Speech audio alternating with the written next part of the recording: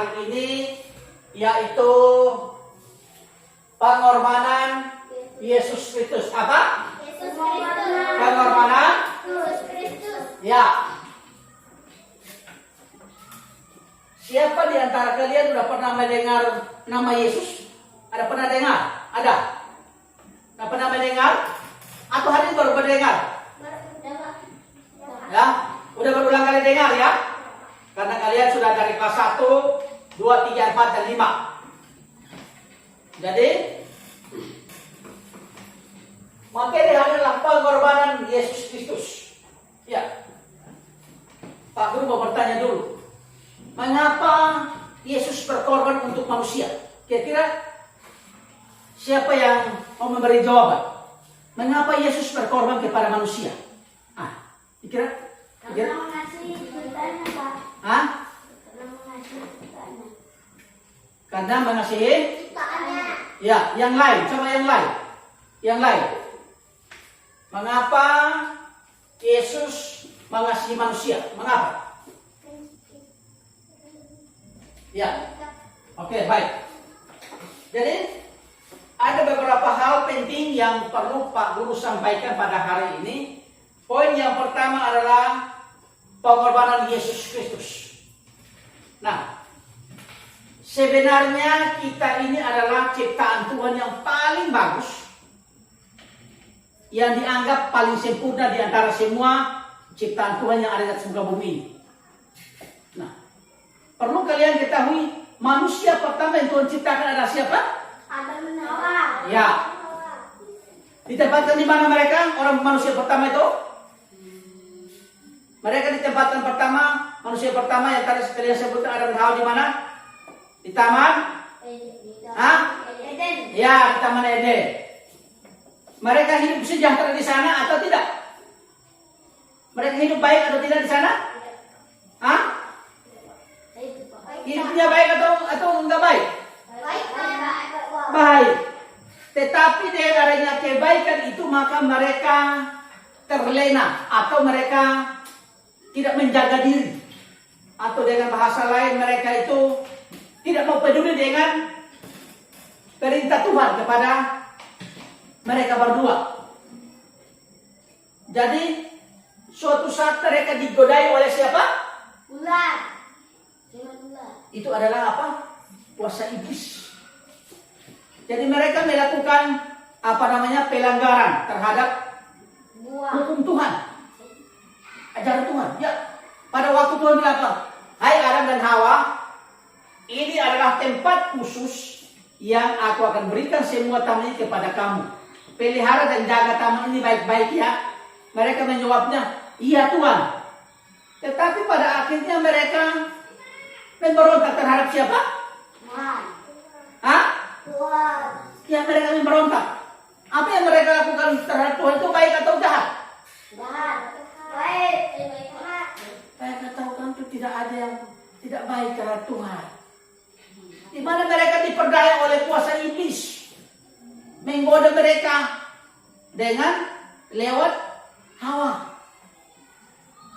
Ya, jadi oleh karena itu Tuhan telah melihat manusia telah berdosa. Jalan satu-satunya untuk mau menyelamatkan orang berdosa itu adalah Tuhan disalibkan dan mati di atas kayu salib. Setiap tahun itu kita adakan yang namanya apa? Paskah. Apa? Paskah itu berarti adalah hari kematian siapa? Tuhan Yesus. Ya. Seluruh dunia, bukan hanya Indonesia saja yang mengadakan Paskah itu setiap tahun itu. Memperingati pengorbanan Tuhan Yesus di atas kayu salib. Dia mati. Dia memikul seluruh dosa-dosa kita. Sebenarnya kita ini yang harus dihukum mati. Karena kita melakukan apa? Dosa, ya betul. Kita sebenarnya yang harus mati, dihukum mati, tapi Tuhan tidak. Tuhan mau berkorban untuk memberikan keselamatan kepada siapa? Manusia. Kepada manusia. Lewat Hawa. penyaliban Lewat penyaliban Tuhan Yesus di atas apa? Di kayu? Di kayu salib. Yang tadi Pak Guru udah putarkan video itu. Sebenarnya di sini kita tidak punya listrik ya. Sebenarnya kalau ada listrik kita bisa pakai itu apa namanya? Bisa kita nonton di sini ya. Kita bisa nonton di sini. Baru kita Pak Guru jelaskan nyaman. Tapi karena kita di sini kita ada keterbatasan, kedengaran kita ada, nggak ada. Jadi kita tidak bisa nonton videonya dari awal sampai dengan akhir, tidak bisa, ya. Jadi kita terbatas apa penerangan, ya baik. Jadi pengorbanan Yesus Kristus di atas kayu salib itu menandakan bahwa Tuhan itu mau menyelamatkan siapa? Kita. Tuhan mau menyelamatkan siapa? Kita. Iya, Tuhan mau menyelamatkan kita ini.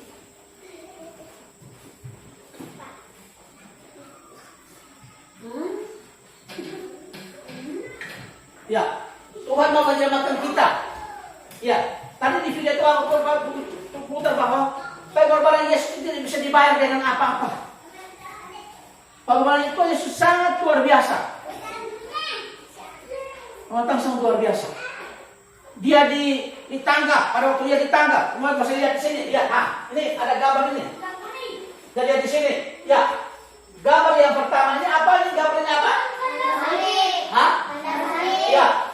Di sini Titus pasal 2 ayat 14. Yesus Kristus yang telah menyerahkan dirinya bagi kita untuk membebaskan kita dari segala kejahatan dan untuk menguruskan bagi dirinya suatu umat kepercayaannya sendiri yang rajin berbuat baik. Nah, dia menyerahkan dirinya di atas kayu salib ini untuk memberikan kepastian hidup kepada kita yang berdosa ini. Kita harus bersyukur buat Tuhan Yesus yang baik. Dia yang mengorbankan segala sesuatu. Dia menderita sengsara. Dia memikul salib itu, dilihat sini, sini lagi sini lihat. Ia sendiri telah memikul dosa kita di dalam tubuhnya di kayu salib supaya kita yang telah mati terhadap dosa hidup untuk kebenaran. Oleh bidur-bidurnya kamu telah sembuh. 1 Petrus pasal 2 ayat 24. Ya. Jadi kita punya dosa ini, apapun yang kamu lakukan yang bertentangan dengan firman Tuhan, maka kamu telah diampuni. Apa? Diampuni. Lihat sini, lihat, ya. Lihat. Yesus memikul salib. Kayu balok yang besar. Dia lelah-lelah memikul salib itu. Ya. Bayangkan. Di sini lagi, sini gambarnya. Ya. Yesus dibantu memikul beban salib. Ya. Menderita. Mengapa? Karena dengan adanya salib ini, maka dosa kita telah diampuni. Banyak orang berkata bahwa Tuhan ini kena kutuk Yesus, makanya dia diselipkan. Saya tidak. Dia tidak. Dia bukan orang berdosa, tapi dia mau mengorbankan segala hidupnya untuk demi kehidupan manusia. Ya, yang berikut sini lihat. Ya, Yesus dibantu oleh Simon dari Kirene. Ya, dan Tuhan Yesus dibantu. Ya. Lihat nih. Yesus ada di sini, lihat. Tuhan Yesus ini. Yesus tidak mampu lagi. Artinya sini, ya. Ini Tuhan Yesus sudah tidak mampu lagi. Jadi ada Simon ini yang dari Kirene ini yang datang bantu Yesus memikul salib itu. Dibantu memikul salib. Ya. Oleh karena itu perlu kalian ketahui bahwa kita yang hidup sampai saat ini adalah orang-orang yang telah berdosa. Orang-orang yang telah melakukan pelanggaran. Ya. Kita oleh karena Tuhan Yesus memberikan teladan. Dia memberi teladan kepada kita. Dia membantu manusia dari ujung sampai ke ujung. Dulu sekarang yang akan datang Tuhan tetap sama. Dia yang telah menolong kita, mengampuni kita, dan Tuhan juga telah dia mati, dia bangkit, dan dia naik ke surga menyiapkan tempat bagi kalian dan Pak Guru. Hebat kan? Tuhan Yesus hebat atau enggak? Hebat. Hebat dia. Siapa yang mau mengorbankan hidupnya untuk orang lain? Mungkin orang lain mungkin tidak mau lakukan hal itu, tapi Tuhan mau. Karena dia mengasihi manusia. Dia mengasihi manusia, dia baik. Sungguh amat baik. Ya. Banyak orang yang tidak merasakan sukacita. Banyak orang yang tidak pernah merasakan kasih Tuhan. Mereka beranggapan bahwa saya hidup ini tidak perlu Tuhan. Saya hidup ini tidak perlu masuk gereja. Saya hidup ini tidak perlu berdoa, tidak apa. Ya, hanya andalkan kekuatan. Maka itu tidak baik. Jadi kalian harus melihat ini. Ya,